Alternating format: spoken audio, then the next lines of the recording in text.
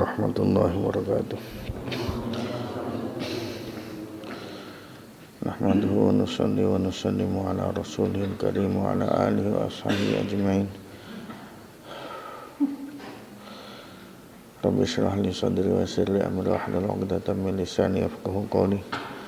Qala al-imam al-hafidz Nasiruddin al-Mughtairi rahimahullah ta'ala wa adamallahu naf'a wa fahma bi 'ulumihi wa 'ulumikum wa 'ulumi sa'iris salihin fid dharain amin. Fi kitab al-musamma bi khasaisil Mustafa sallallahu alaihi wasallam ila anqala wa qutya lan tentukel apa ya durujulin tangane seorang laki-laki yauma badrin ing dalam perang Badar. Wa ja'alan teka sapa rajul yahmilu haling wa sapa rajul ha ing yad ilahi maring Kanjeng Nabi sallallahu alaihi wasallam. Fa'asaka mongko nempelaken sapa Nabi ha ing yad, nempelaken ha ing yad sapa alaihi salatu wassalam biadihi kelawan tangane rajul falesikot mongko dadi nempel. Wa akhraja sapa al-Bukhari Imam Bukhari ana sak temene kelakuan iku isibat mekenani apa rijlu Abdullah bin Atikin sikila Abdullah bin Atik fabariat mongko sembuh mongko mari apa rijal bimasih kelawan musabe Kanjeng Nabi minhi niha saking saknalikane usip masah. Kemudian di antara khosoisnya Nabi SAW lagi adalah suatu ketika pada perang Badar pernah ada seorang tangannya laki-laki itu terpotong. Ya namanya perang, ya kan? Perang. Akhirnya ada yang terbacok tangannya sampai terpotong. Maka kemudian orang itu datang dengan membawa potongan tangannya tadi kepada baginda Rasulullah SAW. Maka oleh Rasulullah SAW tangannya tadi diambil terus ditempelkan lagi dan langsung nempel lagi. Seperti seolah-olah tidak pernah luka sebelumnya.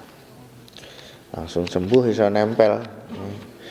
Ngungkulin apa nek bahasa kene transplantasi apa ya. Nyambung lagi anggota yang sudah terpotong. Namun tidak semua sahabat seperti itu. Jadi adanya seorang sahabat mendapatkan dari hasil mukjizatnya Rasulullah SAW bukan berarti terus harus semua sahabat dapat, yang enggak. Ya kan? Kita dengar cerita nih sapa jenenge? Kan nang Hikayatus Sahabat itu kan ada sahabat yang terpotong tangannya, ya kan? Waktu perang Badar kan ada yang tadinya tangannya terpotong terus digantungkan, akhirnya ketika dirasa ganggu terus diinjak jarinya terus biar terpotong sekalian. Ya memang seperti itu yang terjadi. Jadi mukjizat ini memang betul-betul terjadi. Namun tidak kok berarti semua sahabat harus begitu semua gitu. Setiap sahabat terpotong tangannya pada datang ke Rasulullah minta disambungkan lagi, tidak. Ya sahabat macam-macam, ada yang berpendapat saya pengen disambungkan lagi. Ada yang mungkin yang lain berpendapat ini nanti buat kenang-kenangan jihad fisabilillah. Akhirnya milih untuk tidak disambungkan lagi. Ini loh, paham ora? Jadi ora kok misalnya kita mengingkari riwayat ini. Kalau memang seperti ini, kenapa masih ada sahabat yang terpotong tangannya waktu jihad fisabilillah? Ya enggak apa-apa. Jadi bukan satu keharusan kok semua harus niru. Lagian ini kan kejadian belum tentu di hadapan orang banyak, ya kan? Mungkin kejadian ini hanya di hadapan beberapa orang sahabat saja, sedangkan kebanyakan sahabat kan yang namanya di medan perang kan saat itu sibuk. Kan? Seperti juga cerita tentang sahabat yang tadinya buta, kemudian diajari oleh Rasulullah SAW doa, yang mana dalam doa tersebut terdapat tawasul dengan baginda Rasulullah Sallallahu Alaihi Wasallam, akhirnya terus sembuh. Nah, ini bukan kok berarti harus kalau begitu ya semua sahabat yang buta kalau napa jenenge? Kalau datang ke Nabi atau kalau doa dengan doa itu nanti pasti sembuh.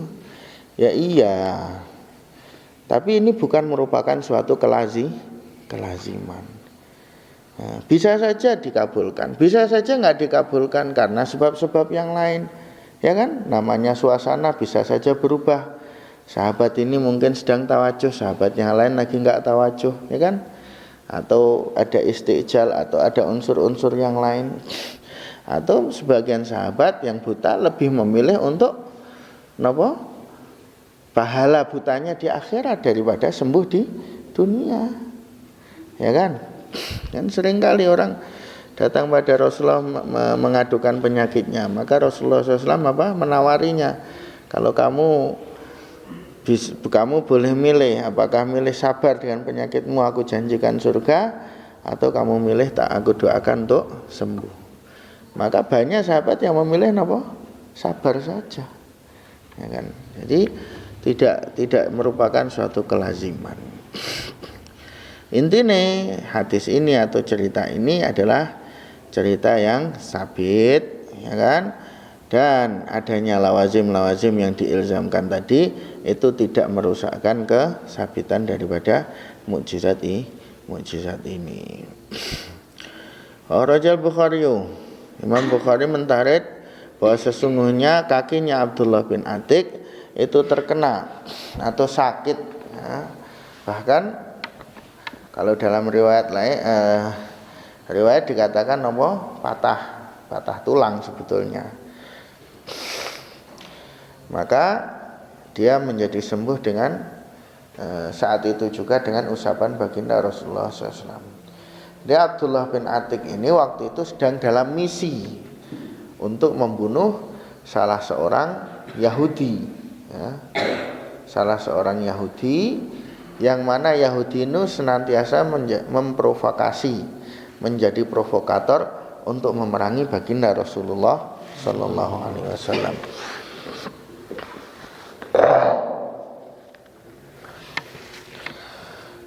Untuk memerangi baginda Rasulullah SAW. Saya lupa namanya. Akhirnya singkat cerita dia berhasil membunuh orang itu. Ini bukan Ka'ab bin Ashraf. Kalau Ka'ab bin Ashraf itu cerita lain. Ini sesudah itu. Ka'ab bin Ashraf yang bentengnya masih ada sampai sekarang di mana, di kota Madinah, itu cerita lain. Nah, maka ini sesudah itu ada satu orang lagi. Jadi dulu provokatornya itu dua. Satu Ka'ab bin Ashraf, satu yang dibunuh oleh Abdullah bin Atik ini. Singkat cerita dia berhasil membunuhnya. Cuma karena saat itu kan pembunuhan itu terjadi di rumah yang gelap. Nah, waktu beliau turun tangga ini tergelincir, akhirnya patah kakinya. Maka dengan susah payah dia sampai kepada baginda Rasulullah SAW. Maka Rasulullah saat itu sedang sholat. Selesai sholat, maka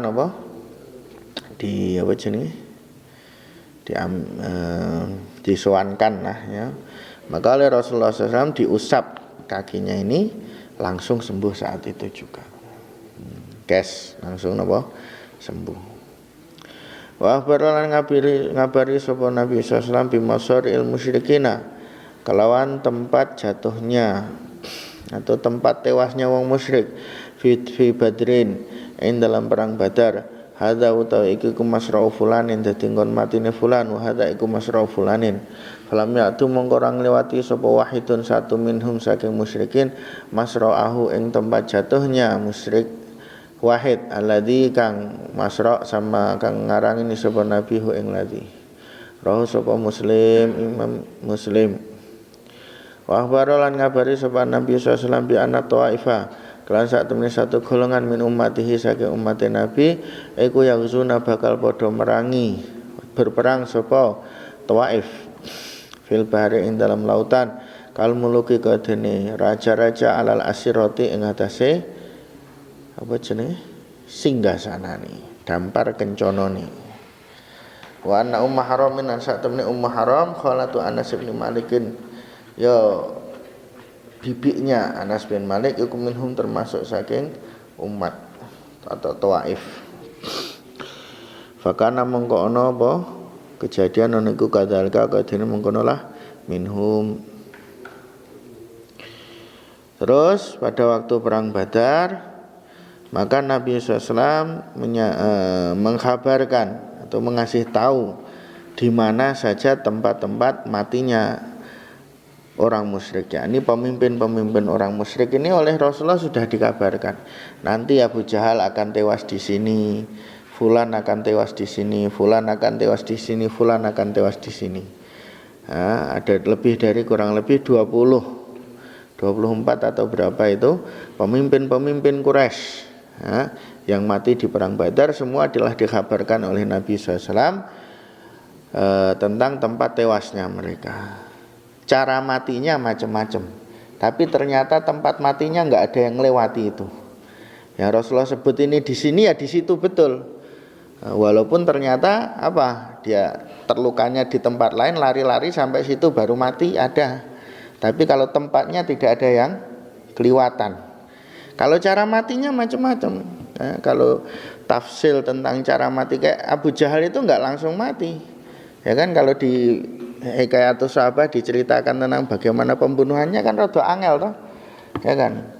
Terjaga, ditebas, jatuh dari kuda nggak langsung mati, ada sahabat lain nebas lagi, ya kan. Sampai yang musyarakah untuk membunuh Abu Jahal itu ada berapa? Ada empat orang sahabat, 2 orang, ya kan? Siapa itu? Mu'adz bin Afra dan Muawiyah bin Afra kalau nggak salah. Tambah lagi 1 sahabat Ansar, terus yang terakhir siapa? Abdullah bin Mas'ud radhiyallahu anhu. Kan? Terus seperti tuane Bilal mau nih kalau Umayyah bin Khalaf itu matinya angel. Tapi ternyata tempat matinya ya sesuai dengan yang disebut oleh baginda Rasulullah SAW tadi. Ya, tidak ada satupun yang lewati itu. Ya, 1 jengkal saja tidak ada yang luput. Ini adalah mukjizatnya baginda Rasulullah SAW. Besok tanggal 17 Ramadan itu pas kejadian perang Badar itu, Masya Allah luar biasa ya. Perang Badar itu terjadi 17 Ramadan. Hadis ini diriwayatkan oleh Imam Muslim. Akhbarana Nabi SAW, dan Nabi SAW mengkabarkan bahwa nantinya akan ada satu golongan dari umatnya yang mereka akan perang di atas lautan, bertempur di atas lautan dan menyeberangi lautan sebagaimana raja-raja di atas singgasananya, dengan penuh wibawa seperti raja-raja di atas singgasana, dan Ummu Haram termasuk mereka. Ini juga satu mukjizat. Ternyata terjadinya lama sesudahnya, sudah Rasulullah wafat sempat. Jadi ceritanya itu kan kaum muslimin berhasil menguasai Syam, menguasai Mesir, ya kan? Menguasai Syam dan menguasai Mesir. Maka orang Rom ini karena mereka punya angkatan laut terus merongrong terus. Ya, jadi terus menyerbu kota-kota yang di pinggir pantai itu diserbu terus sama, nanti diserbu ya karena punya kapal akhirnya terus bisa lari. Ya, jadi setelah bikin kerusakan, setelah membunuh, merampas harta, nyulik gampangannya lari lewat laut, ya, lari lagi. Ya, itu kan repot. Maka terus para pemimpin, para gubernur-gubernur minta izin kepada Sayyidina Umar radhiyallahu anhu di zaman khalifahnya Umar untuk membentuk angkatan laut. Ya, membentuk angkatan laut. Maka pertama Sayyidina Umar radhiyallahu anhu itu meminta atau bertanya kepada seorang sahabat yang pengalaman, yaitu Amr bin As radhiyallahu anhu, bagaimana keadaan laut itu, bagaimana sifatnya laut itu. Maka kemudian diceritakanlah tentang laut itu oleh Amr bin As radhiyallahu anhu. Ya, tapi sifatnya ngeri. Sifatnya apa? Ngeri. Ini laut itu ya memang saat itu bahaya sekali. Namanya perjalanan laut itu kan dengan cuaca yang tidak bisa diduga, maka hanya orang-orang pemberani saja yang di laut. Maka kalau ulama terdahulu itu Nah, termasuk orang itu kalau mau melakukan perjalanan lewat laut, menurut sebagian ulama itu dia hanya boleh tasarruf seperti hartanya saja. Jadi kaya-kaya wis sekarat meh mati. Orang kok mau melakukan perjalanan lewat laut niku digolongkan seperti orang yang sudah hampir mati, karena memang lebih banyak celakanya daripada selamatnya. Makanya hanya orang yang memang sangat berani saja yang berani mengarungi lautan. Masya Allah, nek sapa Amr bin As itu gambar kene memang seperti masuk dalam lautan api. Satu buah kapal yang mengarungi lautan itu seperti seekor seekor cacing yang meniti di atas lidi atau meniti di atas jarum. Kalau miring sedikit langsung jatuh gitu. Ini ceritanya ngono kuwi lah. Maka Sayyidina Umar terus wah ini bahaya nek gini. Lebih banyak bahayanya daripada tidaknya. Akhirnya Sayyidina Umar tidak mengizinkan. Kemudian pada masa pemerintahan Sayyidina Utsman radhiyallahu anhu kembali usulan itu diajukan dan Sayyidina Utsman mengizinkan. Makanya dibentuklah angkatan laut pertama, yang membentuk adalah Sayyidina Muawiyah bin Abi Sufyan radhiyallahu anhu, sehingga beliau digelari oleh Sayyidina Utsman sebagai apa? Amirul Bahar. Amirul Bahar. Akhirnya ya singkat cerita kaum muslimin akhirnya bisa menaklukkan sampai ke Siprus.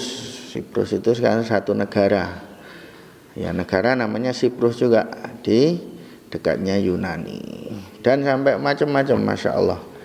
Penguasaan di laut itu sampai luar biasa sekali. Nah, Ummu Haram radhiyallahu anha waktu itu Nabi SAW sedang qailulah di rumahnya Ummu Haram. Nabi sedang tidur, terus mimpi melihat itu bahwa umatnya itu akan berperang di lautan sebagaimana raja-raja di atas singgasananya. Maka beliau bangun mengkabarkan itu. Ummu Haram terus minta, ya Rasulullah doakan aku termasuk mereka. Nabi SAW bersabda, ya kamu termasuk bersama mereka. Kemudian beliau tidur lagi, mimpi lagi, bangun lagi, cerita hal yang sama. Ummu Haram minta lagi, ya Rasulullah doakan aku termasuk dari mereka. Maka Rasulullah SAW bersabda, kamu termasuk golongan yang pertama. Berarti nggak akan ikut lagi golongan yang gelombang yang kedua, nggak akan ikut lagi. Ternyata betul seperti itu yang terjadi. Ya, diceritakan Ummu Haram ikut gelombang yang pertama perang. Nah, sampai selesai menaklukkan Siprus. Ketika mau pulang, ya, kebanyakan riwayat mengatakan ketika mau pulang itu beliau ketika mau naik ke kapal lagi itu keledainya tiba-tiba berot, terus beliau jatuh, patah lehernya, meninggal dunia. Akhirnya dikuburkan di situ. Diceritakan kuburnya itu yang dikuburkan dalam satu komplek itu, satu tempat itu bersama beliau 7 orang. Nah, beliau dan 7 orang sahabat yang lain. Nah, sampai sekarang kubur itu masih diziarahi. Banyak kalau zaman ya dari dulu sampai sekarang banyak sekali orang yang mendapat hidayah ya dengan menziarahi kuburnya sapa Ummu Haram tersebut. Bahkan sampai orang-orang yang kafir, orang Kristen pun pada menjuluki kuburan itu dengan nama kuburan orang yang soleh, kuburan orang baik. Padahal aslinya kan musuhan, mereka orang Romawi kan. Mereka orang Romawi kan musuhan dengan pasukan Islam, tapi mereka mengatakan ini adalah kuburan seorang yang soleh, seorang yang baik. Wa qala lil Hasan, wa qala ngendika sapa Nabi sallallahu alaihi wasallam lil Hasani maring Sayyidina Hasan bin Ali radhiyallahu anhuma, innabni saat temene anakku, tegese putu, maksudnya anak itu cucu nang kene. Hadza ya ibni iku sayyidun, merupakan seorang penghulu, seorang napa tuan. Wala Allah, muga-muga Allah atau mesti Allah iku ayusliha, mendamaikan sapa Allah bihi kelawan ibni baina fi'ataini dalam antara dua golongan azimataini kang gedhe karone apa fi'atain minal muslimina saking muslim.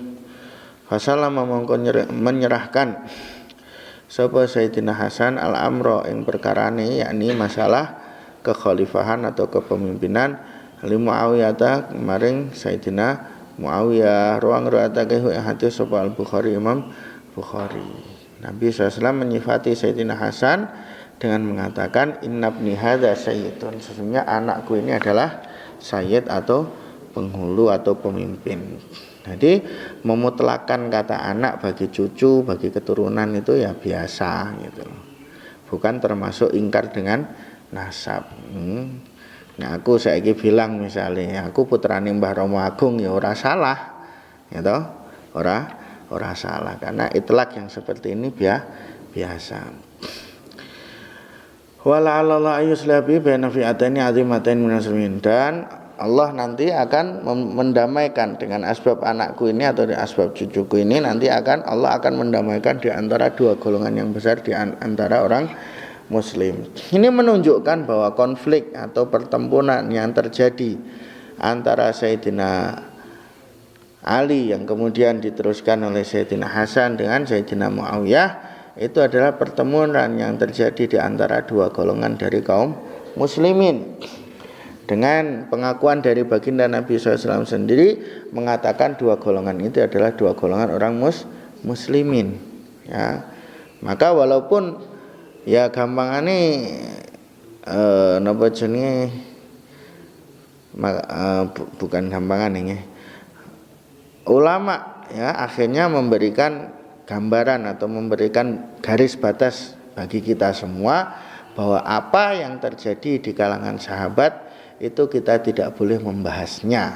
Ya, segala pertempuran yang terjadi di antara sahabat, segala fitnah yang terjadi di antara sahabat, ikhtilaf yang bahkan sampai kepada pertumpahan darah yang betul-betul terjadi di zaman sahabat, semua itu hendaknya kita diam. Kita tidak boleh membahasnya. Pertama apa? Pertama karena itu adalah berkaitan dengan sahabat, orang-orang yang telah disaksikan keimanannya oleh baginda Rasulullah Sallallahu Alaihi Wasallam, kekasih-kekasih dari baginda Rasulullah SAW. Yang kedua, karena Rasulullah SAW sendiri telah menyaksikan bahwa mereka adalah orang Muslim, ya kan? Nah, mereka adalah orang Muslim. Maka ini adalah khilaf yang terjadi di antara dua orang Muslim. Ini sekaligus menolak pendapatnya orang Syiah yang mengatakan bahwa orang yang memusuhi Sayyidina Ali itu hukumnya kafir. Ini tidak betul, ya. Kenapa? Karena Rasulullah SAW sendiri bersabda apa? Fi'ataini azimataini minal muslimin, dua golongan yang besar dari orang Muslim. Berarti yang golongan bersama Sayyidina Hasan itu Muslim, golongan yang bersama musuhnya Sayyidina Hasan waktu itu juga Muslim. Nah, oleh karena mereka Muslim inilah maka Sayyidina Hasan mau untuk mengalah sehingga terjadilah nopo perdamaian. Nah, enggak. Jadi ceritanya itu kan zaman dulu karena terjadi ikhtilaf, akhirnya terjadilah nopo pertempuran pertama antara Sayyidina Ali dengan Sayyidina Muawiyah radhiyallahu anhuma. Kemudian setelah Sayyidina Ali dibunuh, maka kemudian yang memimpin adalah Sayyidina Hasan radhiyallahu anhu. Maka hampir mau berperang lagi, udah masing-masing bawa pasukan lagi, jumlahnya yang sama besarnya. Jumlahnya yang sama besarnya. Maka begitu melihat jumlah yang demikian besar dan kemungkinannya akan jadi pertumpahan darah yang begitu banyak sekali, darah kaum muslimin akan tertumpah. Maka Sayyidina Hasan terus berpikir, ini kalau diterus-teruskan ini adalah menumpahkan banyak sekali darah kaum muslimin. Ini perkara yang tidak sesuai. Maka akhirnya beliau mau untuk mengalah, mengakui atau menyerahkan kekhalifahan kepada Sayyidina Muawiyah. Ya, tadinya khalifah sesudah Sayyidina Ali adalah Sayyidina Hasan, akan tetapi diserahkan kepada Sayyidina Muawiyah radhiyallahu anhu. Maka akhirnya berdamailah dua pasukan ini. Nah, sehingga tahun kejadian ini dinamakan sebagai Amul Jamaah atau tahun berkumpul lagi, tahun berjamaah lagi. Kenapa? Karena khilaf yang sudah bertahun-tahun terjadi bisa terdamaikan pada waktu itu. Nah, ini adalah satu mangkobah atau satu manaqib, satu keistimewaan dari Sayyidina Hasan radhiyallahu anhu. Tapi nek cara wong Syiah piye? Nek cara wong Syiah ini penghinaan. Nah ini, makanya Syiah itu mereka katakan sebagai pendukung Ahlul Bait, sebagai Ahlul Bait, ini palsu. Ini hanya pengakuan palsu. Kenyataannya apa? Kenyataannya mereka nggak suka dengan ini. Bahkan mereka karena amul jamaah ini, karena perdamaian ini, mereka kemudian mengatai Sayyidina Hasan, menjuluki Sayyidina Hasan sebagai apa? Mudhillul muslimin, orang yang menghinakan orang muslim. Kalau betul mereka pengikut Ahlul Bait, masa mereka akan menghina seorang penghulu Ahlul Bait, seorang pemimpin Ahlul Bait seperti itu? Menjuluki seorang, ya kan, pembesar Ahlul Bait seperti itu kan nggak mungkin, ya nggak? Ya, mereka menjuluki Hasan radhiyallahu anhu sebagai mudhillul muslimin. Padahal Sayyidina Hasan ini adalah orang yang banyak sekali sabda Rasulullah SAW mengkabarkan tentang fadilihnya Sayyidina Hasan radhiyallahu anhu. Maka apa yang dikatakan orang Syiah bahwa mereka adalah pendukung Ahlul Bait, pelindung Ahlul Bait, ini adalah palsu belaka. Dan khilaf antara kita dengan Syiah ini bukan sedikit. Sekarang sering disetir bahwa seolah-olah khilaf antara kita dengan Syiah itu seperti khilaf antara kita dengan madhab-madhab yang lain. Ya, seperti khilaf antara Syafi'i dengan Hanafi, Syafi'i dengan Hambali. Enggak, tidak sesederhana itu. Imam Syafi'i, Imam Abu Hanifah, Imam Malik, Imam Ahmad bin Hambal, khilafnya dalam furu' fiqhiyah, tidak ada khilaf di dalam akidah. Terus dasar pengambilan masih satu, Al-Quran satu, hadis satu, ya kan, Bukhari, Muslim dan lain sebagainya. Kitab-kitabnya satu, manhaj untuk mengambilnya juga masih satu. Maka khilafnya itu adalah pada cabang-cabang, pada furu'. Sedangkan khilaf antara sunnah dengan Syiah itu adalah mulai dari imaniyahnya, dari akidahnya, sampai syariahnya, sampai semua seginya ada khilaf semua. Dari iman, rukun iman mereka, rukun imannya 6, tapi lain dengan 6-nya kita, ya kan? Kalau kita rukun iman apa? Iman pada Allah, pada Nabi, ya kan? Pada kitab-kitab Allah, pada malaikat, ya kan? Pada hari akhir, dibangkitkan setelah mati.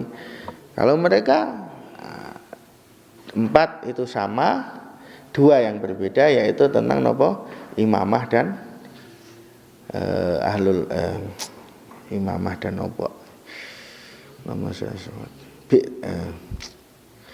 jadi kebangkitannya itu kebangkitan imam gitu loh intinya. Kebangkitannya bukan kebangkitannya, ini kebangkitan imam. Karo sing kudu beriman bahwa imam mereka yang 12 itu adalah merupakan rukun iman. Kalau enggak beriman dengan itu maka berarti dia kafir. Berarti ini kan sudah berbeda sekali. Ya. Pengambilan hukum lain, mereka hadisnya bukan Bukhari, bukan Muslim. Ya, punya kitab sendiri, punya hadis sendiri, punya sendiri. Intinya perbedaan antara kita dengan mereka itu adalah perbedaan yang sangat jauh sekali. Tidak sama dengan perbedaan antar madzhabul arba'ah. Nek soal hidup berdamai dengan mereka piye ya ora apa-apa urip. Tapi nek soal akidah ya aja gelem dicampur. Nek soal hidup ya urip, namanya hidup bertetangga. Bertetangga karo wong kafir wae ora apa-apa to. Ya ora. Bertetangga sama orang kafir bukan berarti kalau kita tetangganya orang kafir kudu dibacok, ngene ya ora kena kok. Ya ora. Tapi kalau soal akidah ya jangan mau untuk dicampur-campur. Ini penting untuk kita semua mengetahuinya. Wa akhbara lan ngabarake sapa Kanjeng Nabi, Nabi sallallahu alaihi wasallam bi qatli Abhalah dzil khimari, kang duweni kemul. Khimar itu kerudung, tapi maknane kerudung itu sing buat selimut nganu gitu. Karena dia laki-laki. Wa huwa utai Abhalah itu al-Aswad al-Anasi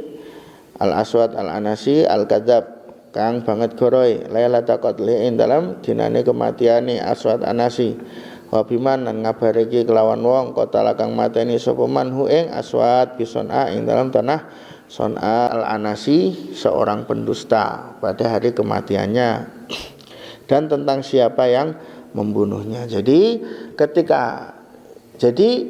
sebelum Nabi wafat itu ada 2 orang yang ngaku Nabi. Ya, 2 orang yang ngaku Nabi. Kalau sesudah Nabi wafat ada tambahan 7 lagi. Ya. Ini yang kemudian dikatakan sebagai apa? Murtadnya orang-orang Arab pada waktu Nabi wafat. Nah, sebelum Nabi wafat itu ada 2 yang ngaku Nabi. Satu Aswad al-Anasi, yang kedua Musailamah al-Kadzab. Cuma Aswad al-Anasi ini mati waktu Nabi SAW masih hidup. Di singkat cerita dia ngaku Nabi di Yaman, akhirnya dia bisa menguasai Yaman. Sehingga dia berhasil membunuh gubernur yang ditunjuk oleh baginda Rasulullah Sallallahu Alaihi Wasallam, sampai waktu itu sahabat Mu'adz bin Jabal radhiyallahu anhu yang ditunjuk untuk berdakwah di Yaman pun sempat terdesak. Paham? Sempat terdesak. Jadi awalnya gubernur yang Yaman yang pertama yang ditunjuk oleh baginda Nabi SAW itu adalah Bazan kalau nggak salah namanya. Bazan itu sebetulnya aslinya utusan yang diutus oleh Raja Persia untuk menangkap Rasulullah SAW. Datang ke Madinah, akhirnya Rasulullah bersabda tentang kematiannya Raja Persia bahwa Tuhanku sudah membunuh Tuhanmu, kata Nabi SAW. Akhirnya dia beriman, gitu loh. Nah, karena dia beriman oleh Rasulullah SAW dikukuhkan sebagai gubernur Yaman. Terus dikirimlah Mu'adz bin Jabal untuk membantu dakwah sekaligus menjadi mufti di sana. Dia meninggal diganti oleh anaknya. Ya. Nah, Aswad waktu itu terus muncul Aswad Anasi. Nah, anaknya ini dibunuh oleh Aswad al-Anasi. Paham? Kemudian keadaan sampai gawat. Akhirnya singkat cerita Aswad Anasi berhasil dibunuh. Yang membunuh namanya seorang sahabat namanya Fairuz ad-Dailami. Nah, ini Rasulullah SAW pada waktu kematiannya itu beliau langsung mengkabarkan. Nah, beliau bersabda kepada sahabatnya bahwa tadi malam Aswad al-Anasi, atau dalam sabdanya ini Abhalah Dzil Khimar, telah dibunuh. Yang membunuhnya adalah rajulun soleh Fairuz ad-Dailami. Ya. Ini mukjizat, ya, mukjizat. Ya. Ini zaman saiki zaman saiki ana HP. Nah, mungkin saja nih zaman dulu kan nggak ada HP, nggak ada apa. Dari mana Nabi tahu? Ya kan? Dari mana Nabi tahu? Kalau zaman sekarang ada HP, ya kan, masuk WA jadi status wes langsung kabeh wong seluruh alam tahu, ya. Ini zaman dulu. Nah, makanya ini adalah menunjukkan kudratullah, zat yang sekarang mampu untuk menyampaikan kabar dalam waktu singkat ke seluruh alam dengan wasithah HP, mampu juga menyampaikan kabar tanpa HP, ya, langsung dikabarkan kepada Rasulullah, nggak perlu HP, nggak perlu pulsa, nggak perlu provider, nggak perlu apa-apa. Wa akhbara bi mauti Najasyi yauma mauti, demikian juga beliau mengkabarkan tentang kematiannya Raja Najasyi pada hari kematiannya. Ini luar biasa sekali, ya. Waktu meninggalnya Najasyi, padahal dari Najasyi dari mana itu? Madinah sampai ke Ethiopia sampai ke Habsyah ini berapa ribu kilometer, jauh sekali. Perjalanan berbulan-bulan, namun Rasulullah SAW mengetahuinya dan langsung mengkabarkannya kepada para sahabat, dan langsung dilaksanakan salat ghaib. Jadi dalilnya salat ghaib, atau pertama kali dilaksanakannya salat ghaib itu adalah untuk mensolati Najasyi. Ya. Ini semua adalah kemukjizatan atau khosois dari baginda Rasulullah Sallallahu Alaihi Wasallam, di mana di zaman itu tidak ada wasithah untuk bisa mengetahuinya kecuali semata-mata adalah dari Allah Subhanahu wa taala. Maka semoga Allah Subhanahu wa taala memberi kefahaman kepada kita, kecintaan dan kerinduan kepada baginda Rasulullah sallallahu alaihi wasallam. Ala hadhihi niyyah wa likulli niyatin shalihah syamilah wa li hifdina jamil muslimin wal bala rafi'il fitan wal mihan wal bala wal